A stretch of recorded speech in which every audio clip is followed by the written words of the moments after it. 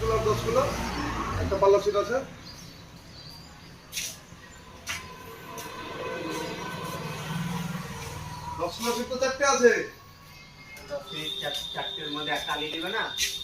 আলির কথা বাদ দাও, আলির কথা ছাড়, শনিবারের দিন আসবে কুল খাওয়া নিয়ে আসে।